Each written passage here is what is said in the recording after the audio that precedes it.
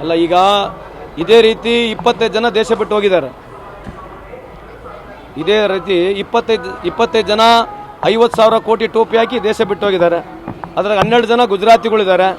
ಇನ್ನಾದರೂ ಒಬ್ಬರನ್ನ ಕರ್ಕೊಂಬಂದಿಲ್ಲ. ಪ್ರಜ್ವಲ್ ರೇವಣ್ಣ ಅವರು ಏನು ಹೊರಗಡೆ ಹೋಗಿದ್ದಾರೆ, ಅದಕ್ಕೆ ಇಂಟರ್ನ್ಯಾಷನಲ್ ರೂಲ್ಸ್ಗಳು ಬರ್ತವೆ. ಇಂಟರ್ಪೋಲ್ ಅಂತ ಇರ್ತದೆ, ಲುಕ್ಔಟ್ ಸರ್ಕ್ಯುಲರ್ ಅಂತ ಹೇಳ್ತಾರೆ. ಲುಕ್ಔಟ್ ಸರ್ಕ್ಯುಲರ್ ಮೊದಲೇ ಜಾರಿ ಆಗಿದ್ರೆ ಪ್ರಜ್ವಲ್ ರೇವಣ್ಣ ಅವರಿಗೆ ಹೋಗ್ಲಿಕ್ಕೆ ಆಗ್ತಾ ಇರಲಿಲ್ಲ. It's called as lookout circular ಅಂತ ಹೇಳ್ತಾರೆ. ಲುಕ್ಔಟ್ ಸರ್ಕ್ಯುಲರು ಜಾರಿ ಮಾಡ್ತಕ್ಕಂಥದ್ದು ಸ್ಟೇಟ್ ಗೌರ್ಮೆಂಟ್ ಅಲ್ಲ, ಯೂಶಲಿ ನನ್ನ ಪ್ರಕಾರ ಇರ್ತಕ್ಕಂಥ ಮಾಹಿತಿ ಪ್ರಕಾರ ಸೆಂಟ್ರಲ್ ಗೌರ್ಮೆಂಟು.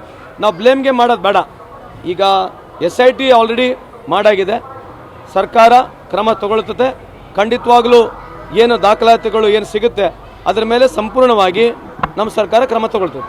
ಅದ್ರ ಬಗ್ಗೆ ನನಗೆ ಮಾಹಿತಿ ಇಲ್ಲ, ಯಾಕಂದರೆ ಇದು ಪ್ರತಿಭಟನೆ ಮಾಡ್ತಕ್ಕಂಥದ್ದು ಇದು ಎಲ್ಲರ ಸಾರ್ವಜನಿಕರ ಹಿತದೃಷ್ಟಿಯಿಂದಕ್ಕಿಂತ ಜಾಸ್ತಿ ಇವತ್ತೇನು ನನ್ನ ವೈಯಕ್ತಿಕ ಅಭಿಪ್ರಾಯ, ಈ ಹೆಣ್ಮಕ್ಳ ಬಗ್ಗೆ ಏನು ತೋರಿಸ್ತಾ ಇದ್ದಾರೆ, ವಿಶೇಷವಾಗಿ ಸೋಷಿಯಲ್ ಮೀಡಿಯಾದವರು, ದಯಮಾಡಿ ಅದನ್ನು ನಿಂದಿಸಬೇಕು.